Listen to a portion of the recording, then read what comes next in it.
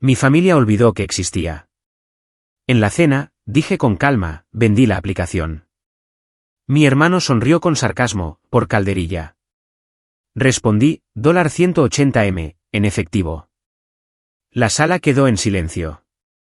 A mamá se le cayó el tenedor. Me llamo Tessa. Tengo 26 años y ahora mismo estoy sentada en el asiento 1A de un vuelo de Austin a Seattle, mirando la condensación en una copa de champán que cuesta más de lo que costó todo mi vestuario en el instituto. La azafata acaba de preguntarme si necesitaba una toalla caliente. Dije que sí, principalmente porque quería sentir algo más que el frío pavor que se instalaba en mi estómago. Para el mundo, o al menos para esa porción muy específica del mundo tecnológico que lee blogs de capital riesgo, soy una historia de éxito. Soy la fundadora de Vital Pulse. Soy la mujer que acaba de firmar un acuerdo por valor de $180 millones. En efectivo y acciones.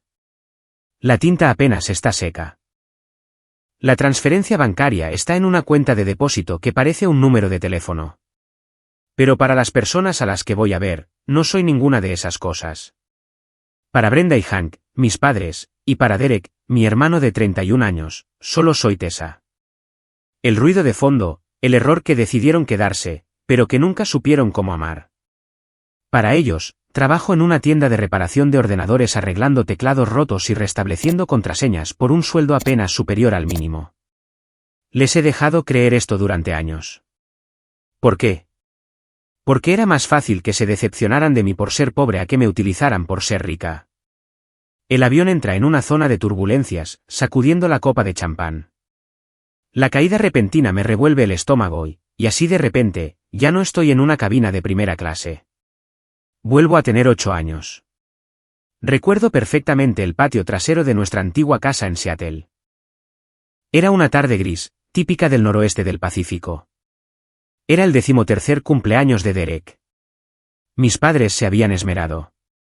Había un castillo hinchable, una barbacoa con servicio de catering y casi 40 niños corriendo y gritando. Yo estaba sentada en los escalones del porche trasero, con un plato de papel con un perrito caliente frío. Mi cumpleaños había sido 2 semanas antes.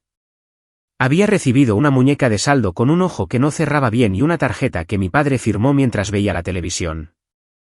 Entonces llegó el evento principal. Mi padre, Hank, sacó una reluciente moto de motocross nueva. Era verde y negra, ruidosa y cara. Derek gritó. Corrió hacia ella, se subió y empezó a acelerar el motor mientras los otros niños vitoreaban. Mi madre, Brenda, estaba radiante. Lo miraba como si fuera la segunda venida de Cristo. Míralo, Hank, dijo. Es un talento natural. Va a ser una estrella. 10 minutos después, Derek intentó hacer un caballito, perdió el control y volcó la moto sobre el césped. Se raspó la rodilla. Solo un rasguño. Sin sangre, solo la piel enrojecida. Pero se podría haber pensado que le habían disparado.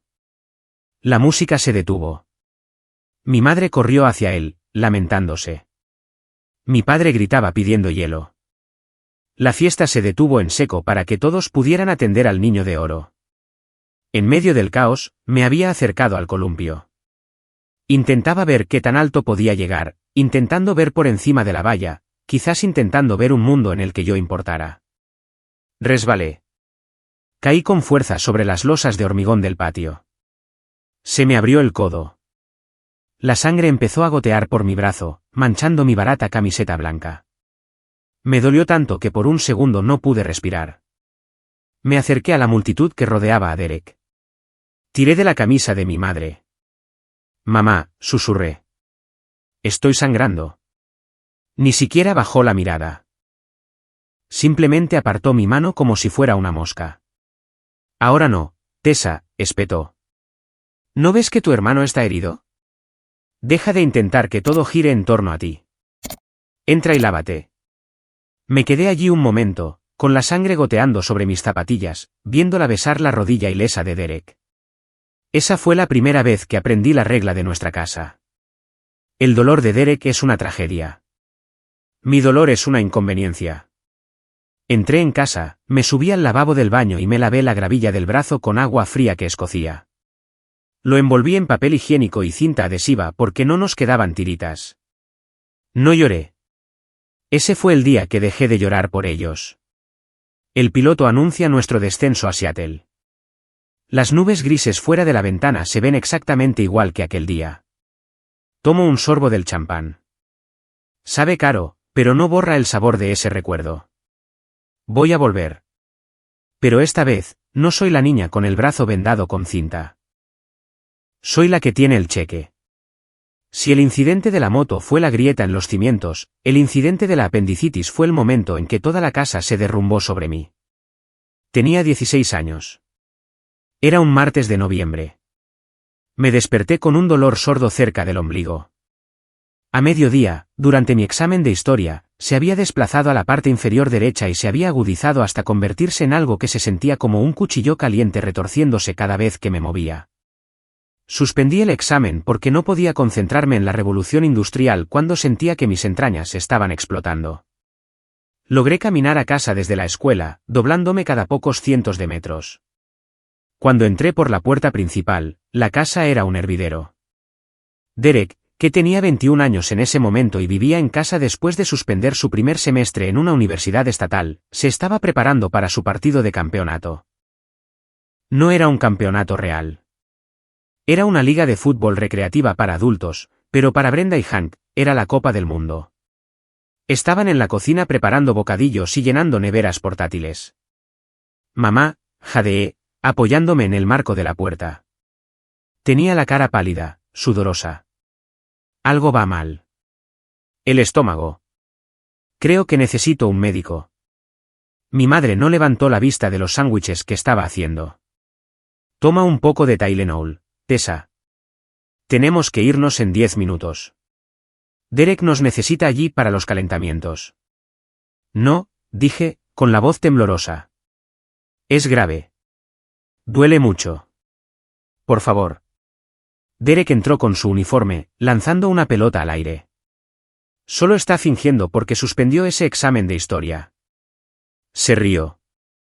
La clásica Tessa, siempre haciendo un drama. Mi padre me miró, luego miró su reloj. No tenemos tiempo para un desvío, pequeña. Si sigues enferma cuando volvamos, lo miraremos. Me derrumbé sobre el suelo de linóleo. El dolor era cegador ahora. Me acurruqué en posición fetal.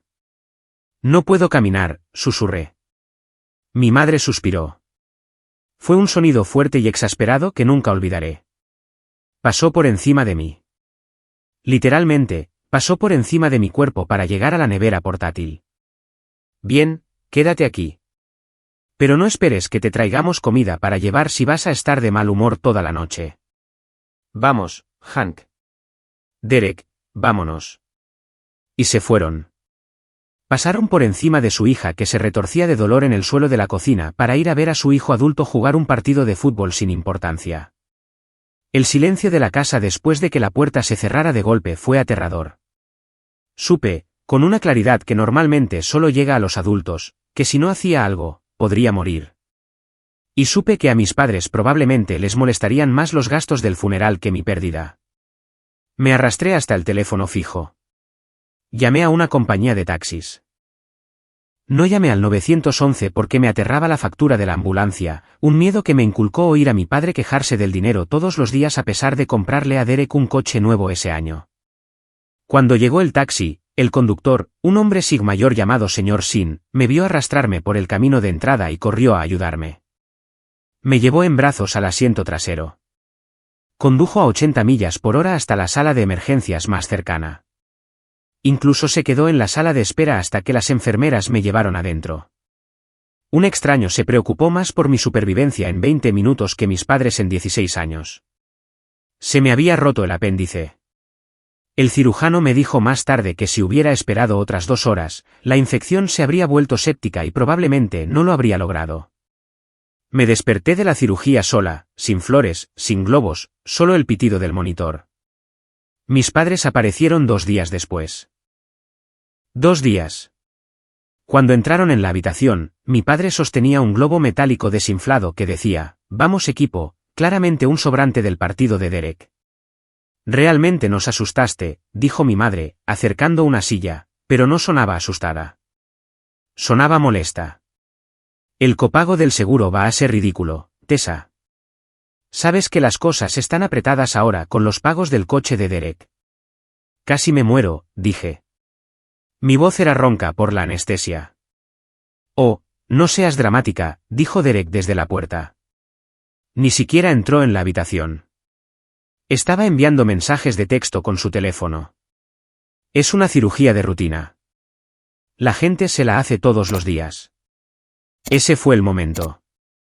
Fue entonces cuando me di cuenta de que era biológicamente suya, pero emocionalmente era una huérfana. Dejé de esperar que me quisieran. Dejé de esperar que me protegieran. Me di cuenta de que la única persona que iba a salvar a Tessa era Tessa. La graduación del instituto 2 años después fue el último clavo en el ataúd, o más bien, el pistoletazo de salida para mi huida. Había pasado mis 2 últimos años trabajando como lavaplatos en un restaurante y escondiendo el dinero en un libro de biología ahuecado. Estudiaba mientras fregaba la grasa de los platos. Saqué todos sobresalientes. Me aceptaron en el programa de Ciencias de la Computación de la Universidad de Washington. No era Harvard, pero era mi billete de salida. Derek se había graduado de su tercer intento en la universidad ese mismo mes con un título en estudios generales y una media que apenas llegaba al 2.0. Mis padres le organizaron una gala. Alquilaron un salón. Le compraron un Jeep Wrangler nuevo porque trabajó muy duro para encontrarse a sí mismo. Para mí, se olvidaron de encargar una tarta. Mi padre me entregó una tarjeta con $50 y dijo, no te lo gastes todo en el mismo sitio. Cuando les mostré mi carta de aceptación y el paquete de ayuda financiera, mi madre frunció el ceño. Solo cubre la matrícula, Tessa. ¿Qué pasa con el alojamiento, los libros, la comida? Esperaba, empecé, odiándome a mí misma por siquiera preguntar, que tal vez pudierais ayudar a cofirmar un pequeño préstamo estudiantil o ayudar con el alquiler. Mi madre se rió. No fue una risa maliciosa, solo una risa despectiva, que fue peor. Oh, cariño. Acabamos de refinanciar la casa para pagar el viaje de posgrado de Derek a Europa. Necesita ver mundo para inspirarse para su carrera. No podemos asumir más deudas por ti. Eres inteligente. Lo resolverás.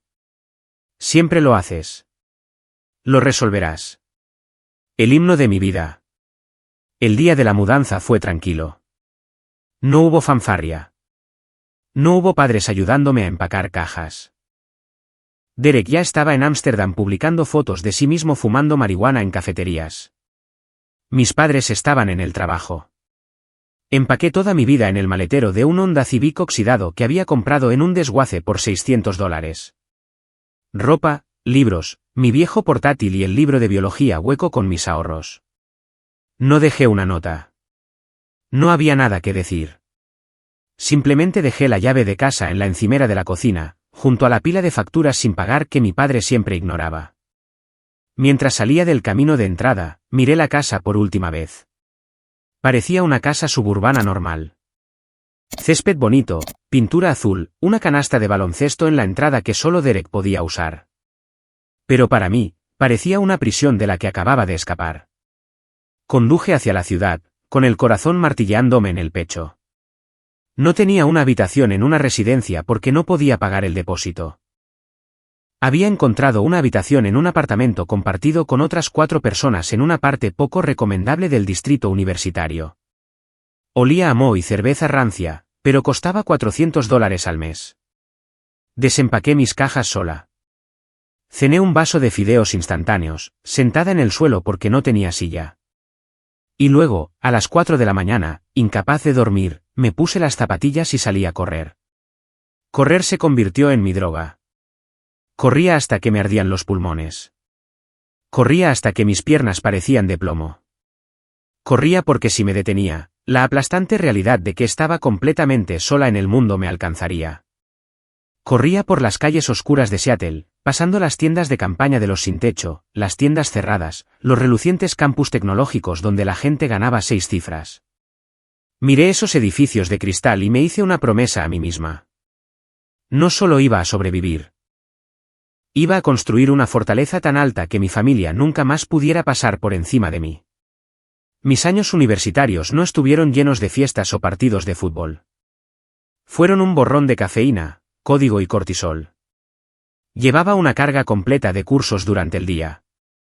Desde las 4 de la tarde hasta la medianoche, trabajaba en soporte técnico para un centro de llamadas, recibiendo gritos de extraños porque su internet no funcionaba. Desde la medianoche hasta las 3 de la mañana, trabajaba en mis propios proyectos. Aquí fue donde conocí a Julian. Julian era la única otra persona en el laboratorio de informática a las 2 de la mañana de un viernes por la noche. Era un tipo flaco con el pelo desordenado y una sudadera con capucha que parecía no haberse lavado en un mes. Me encontró desmayada con la cara en el teclado, babeando ligeramente. «Vas a tener el síndrome del túnel carpiano durmiendo así», dijo. Ese fue el comienzo de la asociación más importante de mi vida. Nos unió el estar arruinados y obsesionados con la eficiencia. Comíamos sándwiches caducados de las máquinas expendedoras del campus porque estaban a mitad de precio. Robábamos el wifi de la biblioteca fuera de horario. La idea de Vital Pulse no surgió de un golpe de genialidad. Surgió de la desesperación. Estaba enferma todo el tiempo, úlceras por estrés, migrañas, insomnio. Necesitaba una forma de rastrear mis propios marcadores de salud porque no podía permitirme ir a un médico. Creé un guión simple para registrar mis síntomas, mi sueño y correlacionarlos con mis niveles de estrés. Julian lo vio por encima de mi hombro un día. «Eso no es solo un diario», dijo, masticando el capuchón de un bolígrafo. «Eso es un algoritmo. Si pudieras integrar eso con datos de dispositivos portátiles, Tessa, la gente pagaría por esto». Empezamos a construir. Nuestra oficina era la sala de estar de mi apartamento mohoso. Programábamos en portátiles que se mantenían unidos con cinta adhesiva y esperanza. Mientras yo programaba 14 horas al día, mi teléfono zumbaba ocasionalmente. Solía ser mi madre. ¿Viste las fotos que publicó Derek?, preguntaba, saltándose el hola. Está en Italia ahora. Dice que la pasta le ha cambiado la vida. Se ve tan guapo. Tessa, deberías comentar sus fotos. Se siente mal de que estés tan distante. Yo miraba mi tazón de ramen instantáneo, el sodio quemándome las llagas en la boca, y miraba la foto de Derek sosteniendo una copa de vino en un balcón en Florencia. Mis padres estaban pagando por eso. Estaban pagando por su viaje de autodescubrimiento mientras yo decidía entre comprar pasta de dientes o el billete de autobús.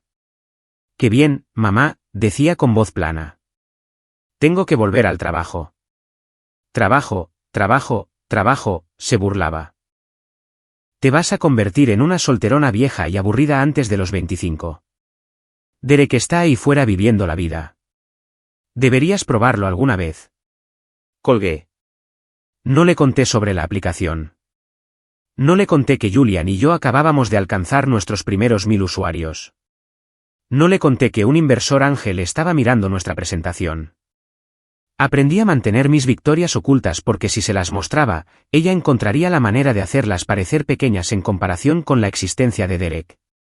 Derek me llamó una vez durante ese tiempo. Eran las 3 de la mañana, mi hora. Estaba borracho. «Oye, Tessie», arrastró las palabras. «Necesito un favor. Me pasé con los gastos en la costa amalfitana. Mamá y papá están agotando sus tarjetas de crédito. ¿Puedes transferirme como 500 pavos? Sé que estás trabajando en ese pequeño trabajo de ordenadores». «No tengo $500, Derek», dije. «Tengo $12 en mi cuenta corriente». Se rió. Un sonido cruel y húmedo. «Dios, eres inútil. Solo jugando con ordenadores y siguiendo pobre. Como sea. Llamaré a la abuela». Colgó. Miré el teléfono. Luego volví a la pantalla y programé hasta que me sangraron los ojos. Cada línea de código era un ladrillo en el muro que estaba construyendo entre nosotros. Para cuando tenía 23 años, Vital Pulse había asegurado su primera ronda de financiación seria. No éramos ricos, pero manteníamos las luces encendidas. Nos habíamos mudado a un pequeño espacio de oficinas sin ventanas en el centro de Seattle. Luego llegó la convocatoria. Derek se iba a casar. Había conocido a una chica llamada Chloe en un bar hacía 3 meses y aparentemente, era amor verdadero. Mis padres estaban exultantes. Estaban organizando una boda que costaba más que mi matrícula universitaria. Mi madre me llamó un mes antes de la fecha. «¿Vienes?» Obviamente, dijo. No era una pregunta. «Mamá, no puedo», dije. «Estamos lanzando la versión beta ese fin de semana. Es crucial. Es la boda de tu hermano, Tessa», chilló. «La familia es lo primero. Además, te necesitamos». ¿Necesitarme para qué? Bueno, el fotógrafo es caro, así que lo contratamos solo para la ceremonia. Necesitamos que tomes fotos en la recepción. Tienes una cámara, ¿verdad? Y necesitamos ayuda con el montaje y llevando a los invitados desde el hotel. No me estaban invitando como invitada. Me estaban reclutando como mano de obra gratuita. Quería decir que no.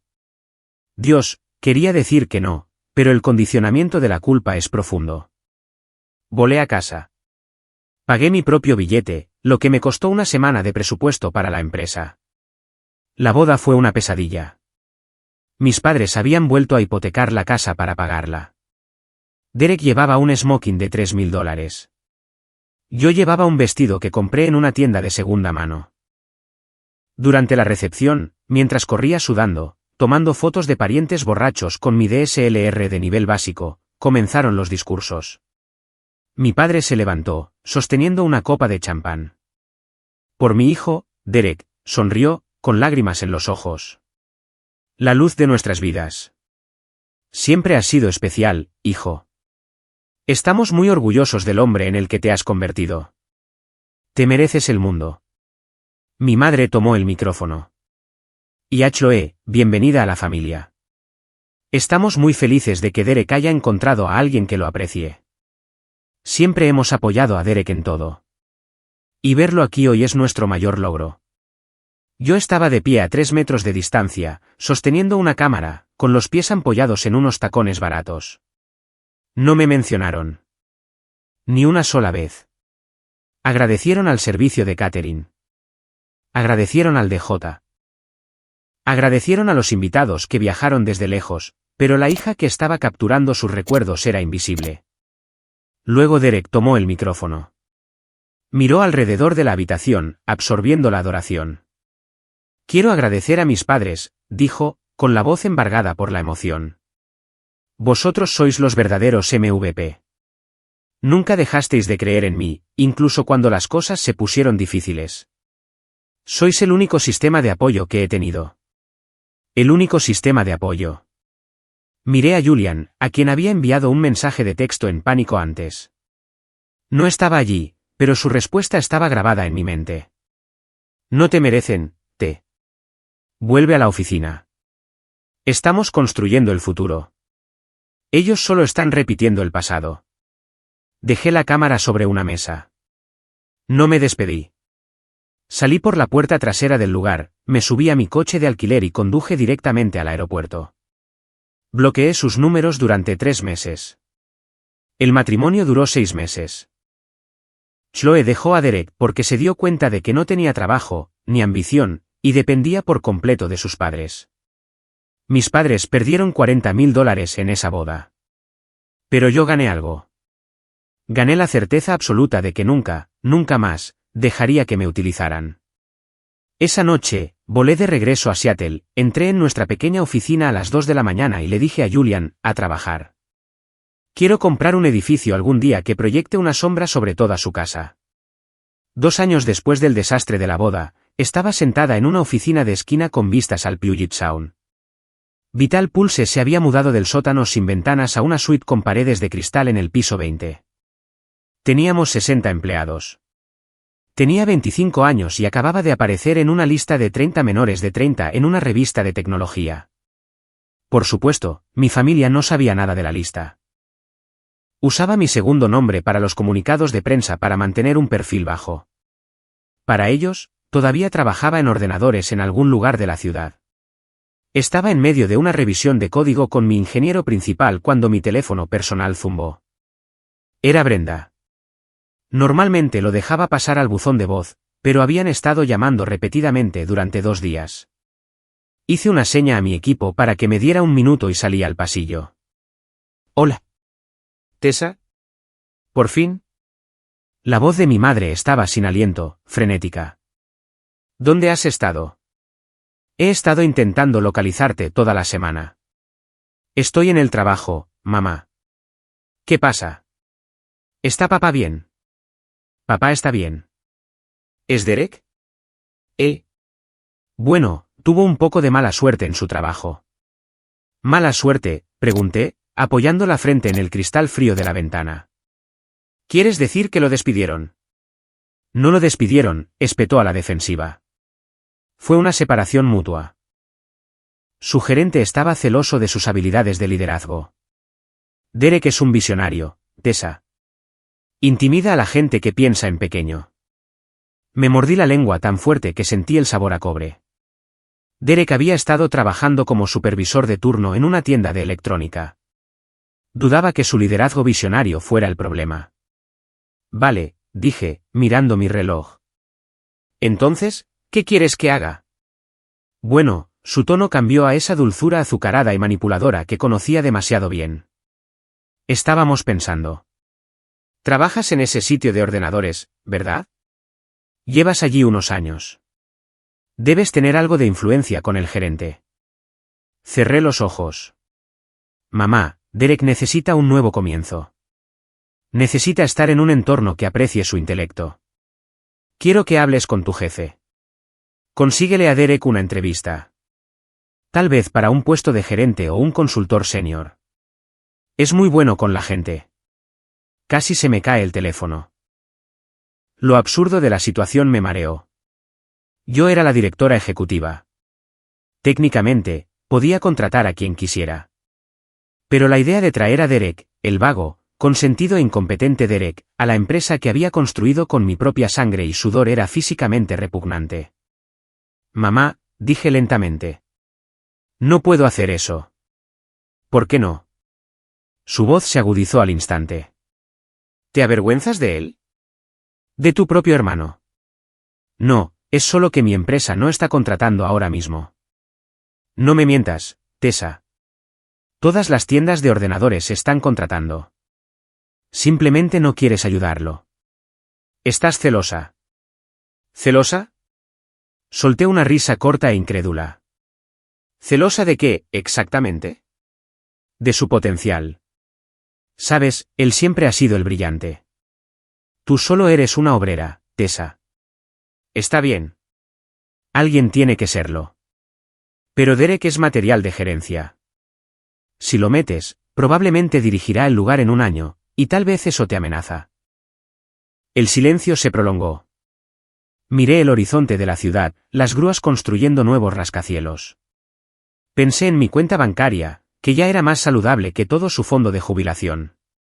Pensé en el equipo de brillantes ingenieros sentados en la habitación de al lado, esperando mis instrucciones. Tienes razón, mamá, dije, con la voz helada. Solo soy una obrera. No tengo ninguna influencia aquí. Mi jefe dijo que no. Adiós. Colgué antes de que pudiera gritar. Luego volví a la sala de conferencias, me senté a la cabeza de la mesa y aprobé un presupuesto de $200.000 para nuestra nueva campaña de marketing. El poder que tenía en esa sala era absoluto, y saber que ellos no tenían ni idea era el secreto más dulce que había guardado jamás. 6 meses después, los lobos llamaron a la puerta. Un gigante tecnológico importante, llamémoslo Omnicorp, envió un equipo de ejecutivos a Seattle para reunirse con Julian y conmigo.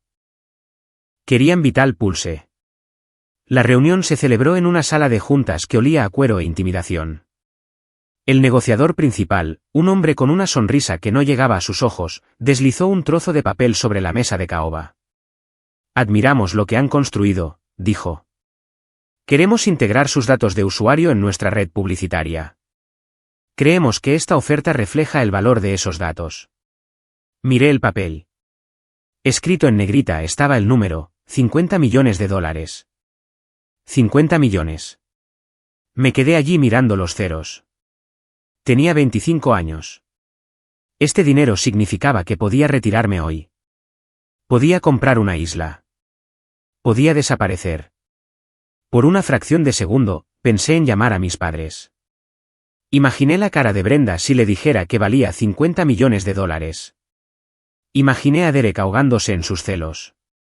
Es una oferta generosa, susurró Julian a mi lado. Sus manos temblaban ligeramente debajo de la mesa.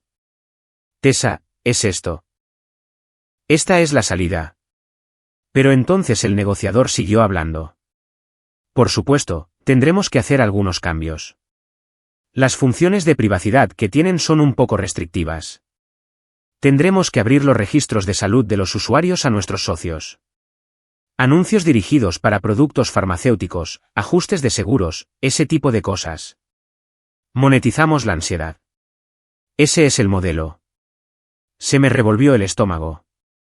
Vital Pulse se construyó porque yo era una niña enferma y solitaria que necesitaba ayuda, no un objetivo para anuncios. Pensé en los miles de usuarios que nos enviaban correos electrónicos diciendo que nuestra aplicación les había salvado la vida. Luego, extrañamente, pensé en Derek. Justo la semana pasada, había oído por los rumores que Derek había sido arrestado por conducir bajo los efectos del alcohol. Había estrellado su coche contra una furgoneta aparcada.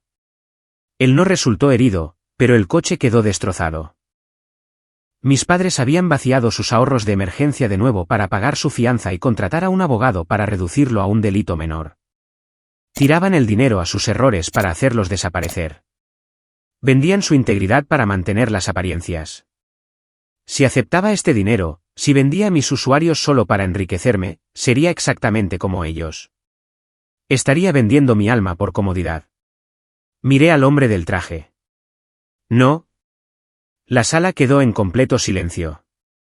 El negociador parpadeó. Perdón. La respuesta es no, dije, con voz firme. No vendemos. No a ustedes. No por este modelo. Tessa, el hombre se rió con condescendencia. Son 50 millones de dólares. Eres una niña. Arreglas ordenadores, ¿verdad? No es eso lo que le dijiste a la prensa. Estás jugando un juego peligroso. No estoy jugando. Me levanté. Y el precio de mi integridad es mucho más alto que 50 millones. Se levanta la sesión. Salimos. En el ascensor, Julian se apoyó en la pared y exhaló un aliento que parecía haber estado conteniendo durante una hora. Estás loca, dijo, sonriendo. Lo sabes, ¿verdad? Podríamos estar conduciendo Ferraris mañana. No quiero un Ferrari, dije, revisando mi teléfono. Quiero ganar. Y ganar significa hacerlo a mi manera. Esa noche, comí sushi para llevar en mi apartamento y vi una película. Sonó mi teléfono. Era mi padre. Tessa, sonaba cansado. Escucha, estamos un poco cortos este mes con los honorarios legales de Derek. El abogado es caro. ¿Podrías prestarnos tal vez $200 solo hasta el día de pago? $200. Acababa de rechazar 50 millones. Puedo enviar 100, papá, dije en voz baja. Es todo lo que tengo ahora mismo. Vale, suspiró. Vale. Gracias, pequeña. Oye, tal vez deberías hacer algunos turnos extra. Ya sabes, trabajar más duro. Derek está pasando por un momento difícil. Todos tenemos que colaborar. Sí, dije, mirando el horizonte. Trabajaré más duro. ¿Lo prometo? Envié los $100. Fue la última vez que les envié dinero. El universo tiene una forma curiosa de recompensarte cuando te mantienes firme en tus principios. O tal vez simplemente disfruta de la ironía dramática. 8 meses después de rechazar a Omnicorp, un enorme conglomerado de atención médica se nos acercó. No querían desmantelar la aplicación. Querían usarla como el motor de atención preventiva para toda su red de hospitales. Querían mantener la privacidad. Querían mantener al equipo. Querían que me quedara como asesora estratégica. La negociación duró 3 meses. Fue agotadora. abogados, auditorías, noches en vela revisando contratos más gruesos que guías telefónicas. Pero el 20 de diciembre, 4 días antes de Navidad, me senté en una sala de conferencias en Austin, Texas, donde habíamos trasladado la sede por razones fiscales, y firmé la documentación final. El precio de venta fue de $180 millones. Después de impuestos, después de pagar a los inversores, después de dar generosas bonificaciones a Julian y a los primeros empleados, me quedaron aproximadamente $110 millones personalmente.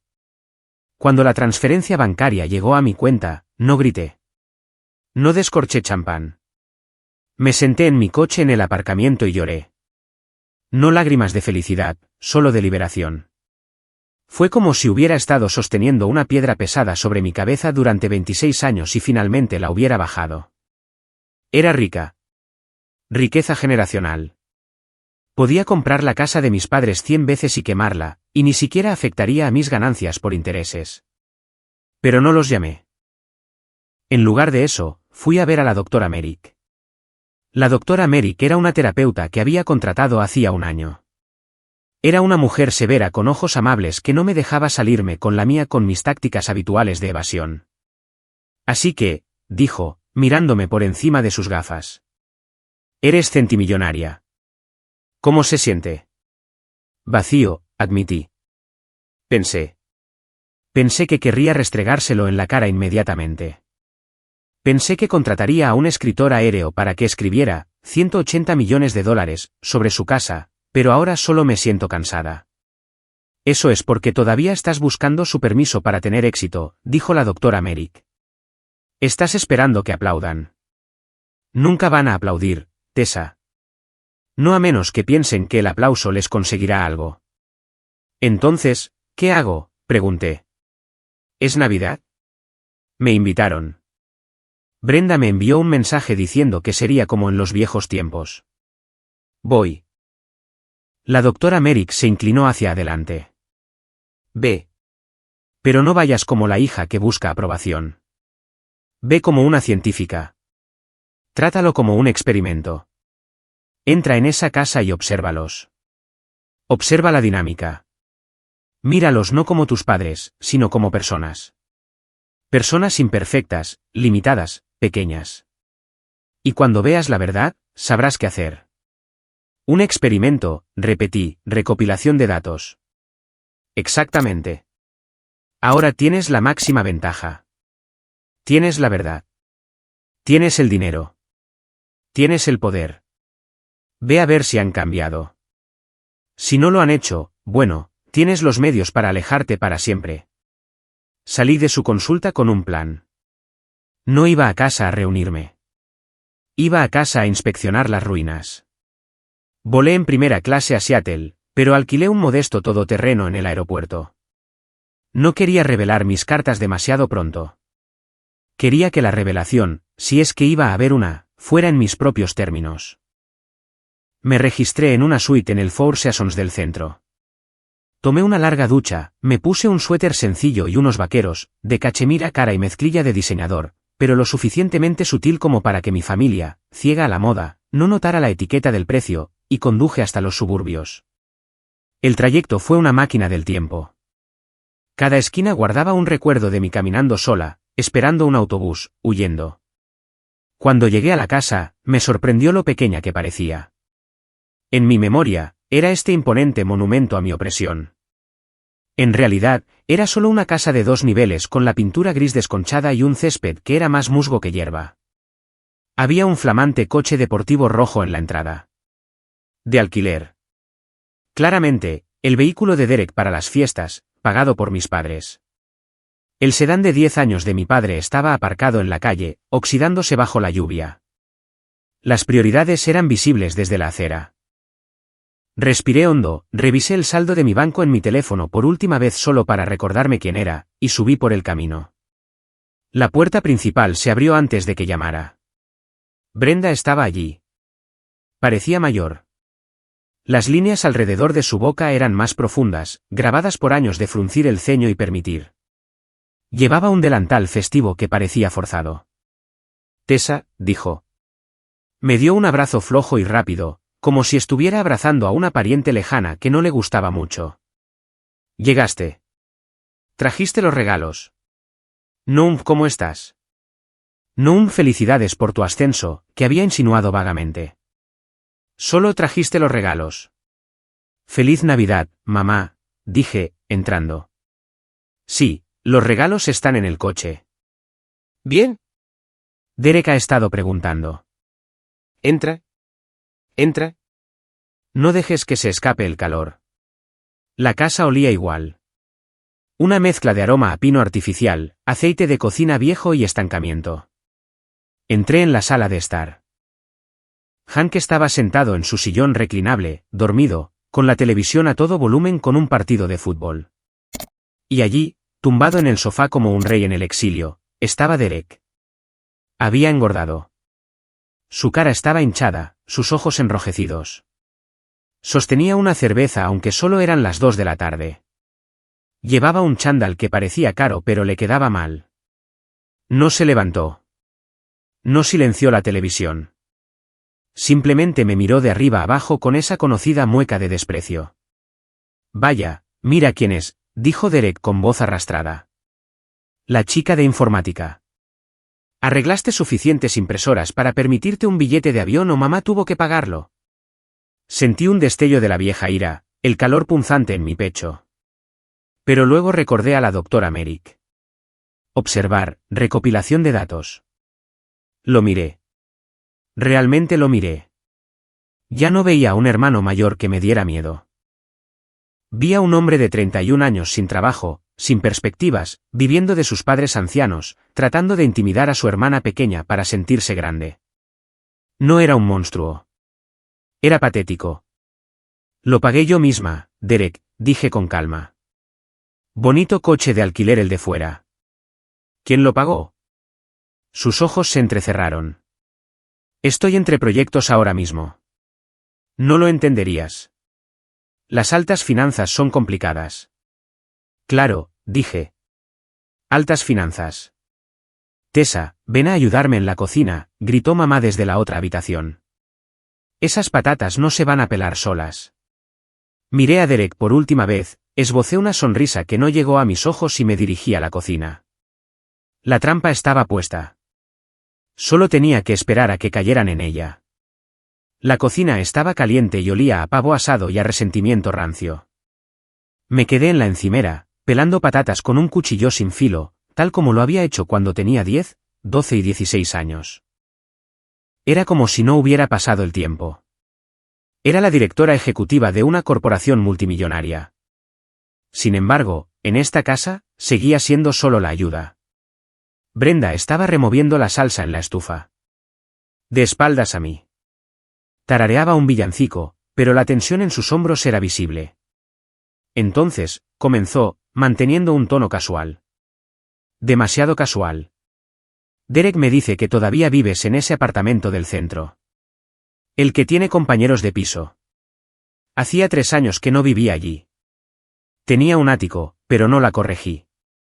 Es asequible, mamá. Claro. Asequible. Suspiró, negando con la cabeza. Sabes, nos preocupa, Tessa.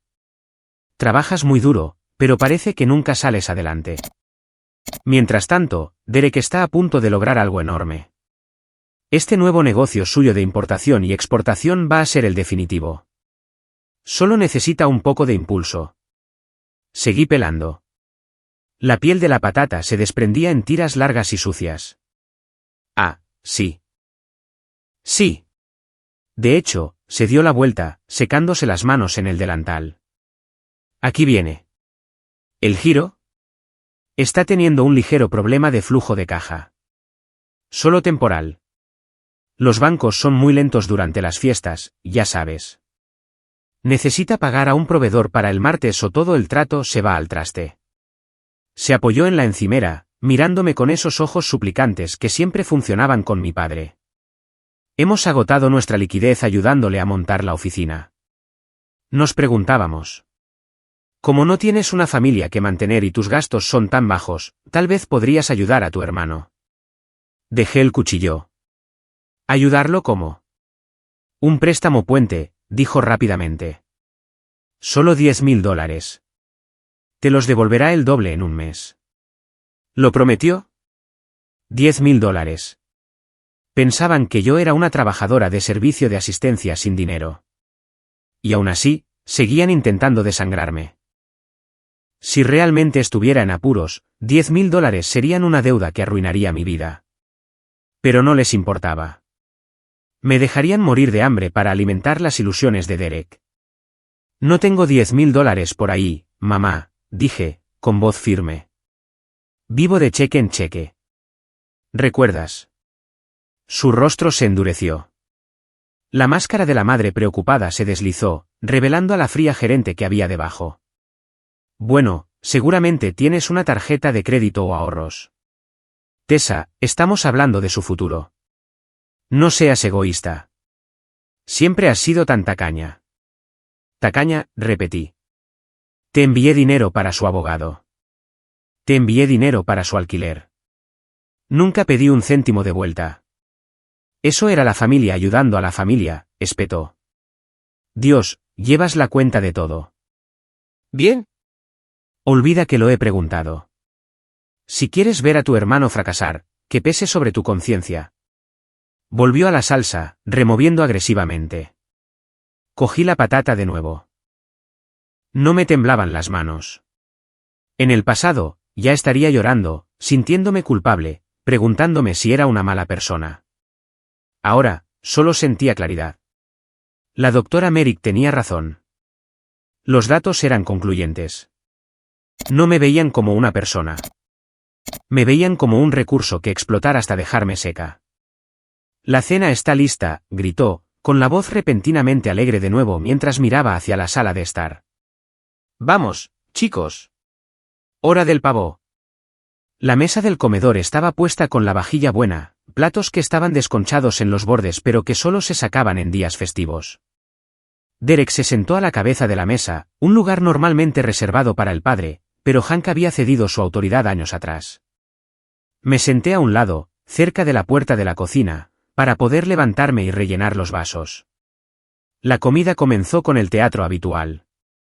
Hank elogió el pavó aunque estaba seco como el serrín. Brenda se pavoneaba. Derek comía como un lobo hambriento, metiéndose comida en la boca mientras hablaba con la boca llena.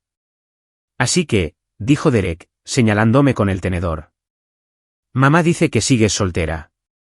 ¿No hay chicos interesados en la tienda de ordenadores o estás demasiado ocupada reiniciando routers?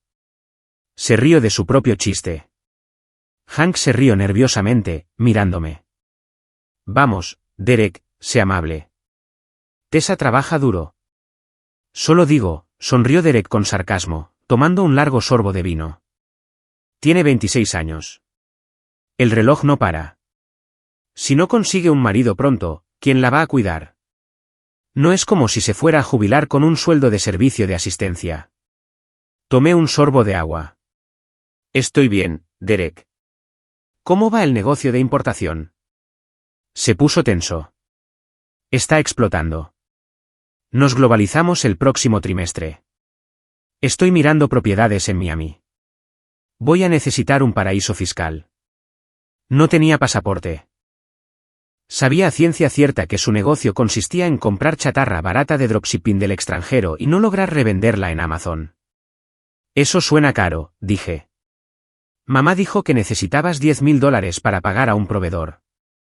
La mesa quedó en silencio. Derek le lanzó una mirada furiosa a mamá. Brenda palideció. Yo no dije eso, mintió Brenda rápidamente. ¿Dije? Dije que te estabas expandiendo. Derek golpeó su copa de vino en la mesa. No necesito tu dinero, Tessa. No necesito nada de ti. Estoy construyendo un imperio. ¿Tú qué estás construyendo, Se inclinó hacia adelante, con el rostro enrojecido por el alcohol y la malicia. Sigues perdiendo tu vida con esa pequeña aplicación que tú y tu novio nerd estabais haciendo en la universidad. ¿Cómo se llamaba? Vital algo. ¿Alguna vez sacaste un solo céntimo de eso? Es una empresa, Derek, dije en voz baja. No un hobby. Es una broma, gritó. Es una empresa sin valor. A nadie le importa tu pequeño diario de salud. Te crees muy lista porque lees libros, pero en el mundo real, no eres nadie. Eres invisible, Derek. Ya es suficiente, murmuró papá, mirando su puré de patatas. No, no es suficiente, gritó Derek. Entra aquí actuando con superioridad con su coche alquilado y su actitud, negándose a ayudar a la familia. Es egoísta y está perdiendo su tiempo en un sueño inútil y sin futuro. Ahí estaba. El detonante. Inútil. La palabra quedó suspendida en el aire, vibrando. Miré a Brenda. No me estaba defendiendo. Miraba a Derek con simpatía, como si él fuera la víctima de mi terquedad. Coloqué cuidadosamente mis cubiertos en el plato. Me limpié la boca con la servilleta de papel. Mi ritmo cardíaco apenas se había elevado. Revisé mi panel de control interno. Calma, estable, lista. En realidad, dije. Mi voz no era alta, pero cortó la habitación como una navaja. Ya no trabajo en la tienda de ordenadores. Derek puso los ojos en blanco. Oh, genial. ¿Te despidieron? Ahora tenemos que mantenerte. No, dije, y tampoco estoy perdiendo mi tiempo con la aplicación. Lo miré directamente a los ojos. ¿Por qué la vendí? El silencio que siguió fue absoluto. Se podía oír el zumbido de la nevera en la cocina. Derek parpadeó, su cerebro intentando procesar la información.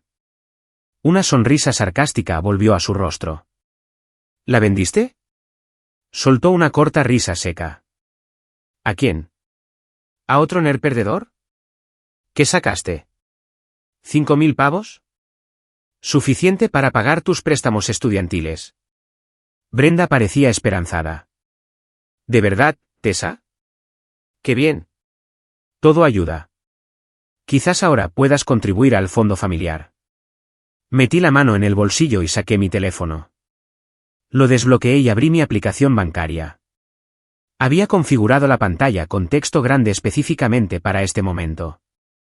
No la vendí por 5.000, dije. Y no se la vendí a un nerd. Se la vendí a un conglomerado de atención médica. Giré el teléfono y lo coloqué en el centro de la mesa, justo al lado de la salsera. La vendí por $180 millones. Derek se quedó helado. Su boca se quedó abierta, un trozo de pavo visible en su lengua. Brenda dejó caer su tenedor. Resonó ruidosamente contra la porcelana. Hank levantó la vista, sus ojos se abrieron de par en par detrás de sus gafas.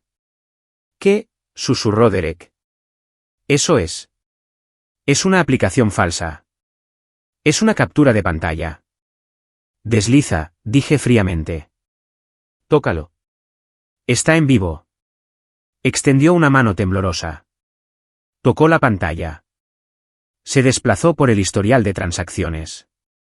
La transferencia bancaria de hacía 3 días. El saldo, $110 millones actualmente disponibles en efectivo. Me miró. El color había desaparecido de su rostro, dejándolo de un gris enfermizo. Esto es real. Es real, dije. Soy la única propietaria. Bueno, lo era. Ahora solo soy la presidenta del consejo. Brenda emitió un sonido que era mitad jadeo, mitad sollozo. 100 millones. Tessa, mi niña. Se levantó y se acercó a mí. Oh, Dios mío, somos ricos. Hank, mira. Somos ricos. Me aparté. No, dije. No somos ricos. Yo soy rica. Brenda se quedó helada. ¿Qué quieres decir? Somos familia. Hacemos todo juntos. Lo hacemos. Me levanté. La silla raspó ruidoso contra el suelo. Cuando necesité puntos a los 8 años, me dijiste que estaba arruinando la fiesta de Derek. Cuando se me rompió el apéndice, pasaste por encima de mí para ir a un partido de fútbol. Cuando no podía pagar el alquiler, me dijiste que lo resolviera. Cuando intenté hablarte de mi empresa, la llamaste un hobby tonto. Miré a Derek, que estaba mirando el teléfono como si fuera el santo grial. La llamaste inútil, Derek. Hace 5 minutos. Dijiste que yo no era nadie. Yo. Solo estaba bromeando, tartamudeó Derek, una sonrisa desesperada y sudorosa formándose en su rostro. Ya me conoces, Tessie. Soy un bromista. Somos hermanos. Es lo que hacemos. Vamos, no seas así. No soy Tessie, dije. Soy la directora ejecutiva que acaba de ganar más dinero en un solo trato de lo que toda esta familia ha ganado en 3 generaciones. Y lo hice sin vuestra ayuda. De hecho, lo hice a pesar de vosotros. Cogí mi teléfono y lo volví a guardar en el bolsillo. ¿Querías $10,000, Derek? ¿Eso es lo que pediste? Sí, dijo, sus ojos se iluminaron. Solo un préstamo, una inversión. Puedo dirigir tu oficina familiar. Puedo gestionar la cartera. Me reí. Fue una risa genuina y oscura. No puedes ni gestionar una estafa de dropshipping. No, Derek. No obtienes nada. Ni 10,000. Ni $10. Tienes a tus padres. Tienes tu visión. Eso debería ser suficiente. Me volví hacia Brenda. Ahora lloraba. Lágrimas feas y aterrorizadas. Tessa, por favor, no te vayas.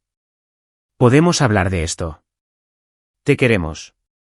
Amáis el dinero, dije.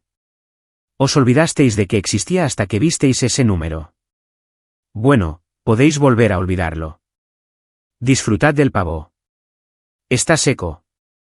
Me di la vuelta y salí del comedor. Detrás de mí, oí a Derek gritarle a su madre, culpándola, el sonido de un vaso rompiéndose contra la pared. No me inmuté. Salí por la puerta principal al aire frío y limpio de la noche, y me subí a mi coche. No miré por el espejo retrovisor. Conduje directamente de vuelta al Four Seasons. Pedí una hamburguesa del servicio de habitaciones y una botella de vino. Apagué mi teléfono, puse el modo no molestar, y el dispositivo casi vibró hasta caerse de la mesa. 47 llamadas perdidas. 82 mensajes de texto. La primera docena era de Brenda. Empezaron con un bombardeo de amor. Tessa, cariño, por favor, vuelve. Solo nos quedamos en shock y estamos muy orgullosos de ti. Luego pasaron a la culpa. ¿Cómo puedes dejar a tu madre llorando en Navidad? Y la familia comparte, Tessa, es algo cristiano. Luego Derek tomó el relevo. Sus mensajes eran maníacos. Me lo debes. Te protegí en el instituto. No lo hizo. ¿Te crees mejor que nosotros? No eres nada sin nosotros. Si no me envías $1 millón para mañana, voy a la prensa. Les diré que me robaste la idea. No respondí a ninguno. Hice capturas de pantalla de todo. 3 días después, de vuelta en Austin, llegó la amenaza legal. Era una carta de un abogado de pueblo de Seattle. Mis padres me demandaban. La reclamación era absurda.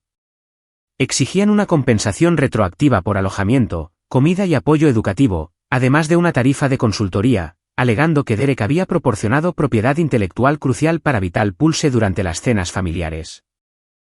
Pedían $5 millones. Era una extorsión.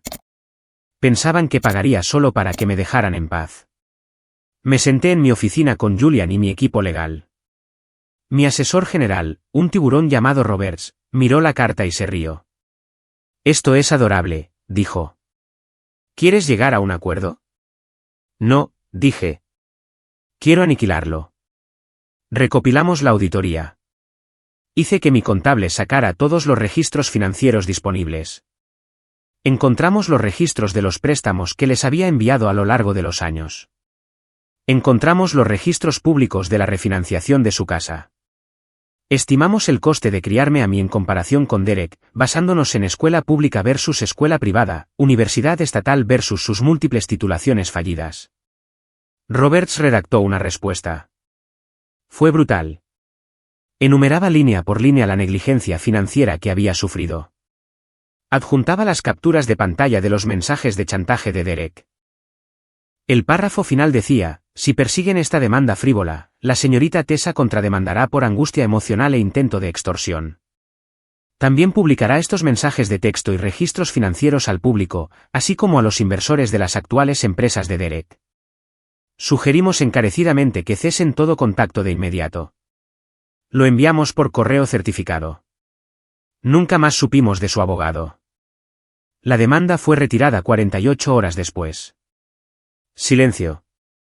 Ha pasado un año desde esa cena. Ahora vivo en Austin a tiempo completo. Compré una casa en el lago. Tiene grandes ventanales, una cocina de chef y una habitación de invitados que mis amigos realmente usan. Julian compró la casa de al lado. Estamos trabajando en un nuevo proyecto ahora, algo relacionado con la inteligencia artificial y la accesibilidad a la salud mental. Ya no tengo noticias directas de mis padres. Mi abogado se encarga de todo. Pero me llegan rumores. La vida de Derek implosionó. Unos 2 meses después de Navidad, un vídeo se hizo viral en Reddit. Mostraba a un hombre con un uniforme de Best Buy gritándole a un cliente, llamándolos basura pobre y despotricando sobre cómo su hermana le robó sus millones. Era Derek. Lo despidieron. El negocio de importación resultó ser un esquema piramidal, y perdió el dinero que les quedaba a mis padres. Brenda y Hank vendieron la casa. La casa en la que crecí ya no existe. Se mudaron a un apartamento de 2 habitaciones en un pueblo más barato a 2 horas de distancia. He oído que Brenda les dice a los vecinos que su hija es una directora ejecutiva de alto poder que está demasiado ocupada salvando el mundo para visitarlos. Todavía se aferra a la ilusión de una familia perfecta. Incluso después de que yo quemara el marco de la foto. Ayer, llegó una carta a mi oficina. No tenía remitente, pero reconocí la letra. Era de mi padre. La abrí. Era corta. Tessa, lo siento. Debería haber dicho algo en la mesa. Debería haber dicho algo hace 20 años. Fui un cobarde. Espero que seas feliz. Papá. No pedía dinero. Solo una admisión de cobardía. Miré la carta durante mucho tiempo.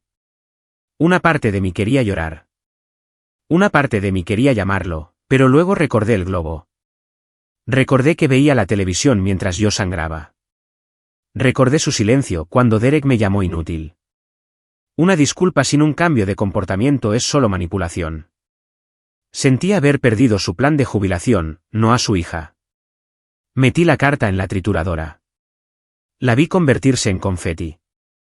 Luego me até los cordones de los zapatos. Me puse los auriculares. Y salí a correr.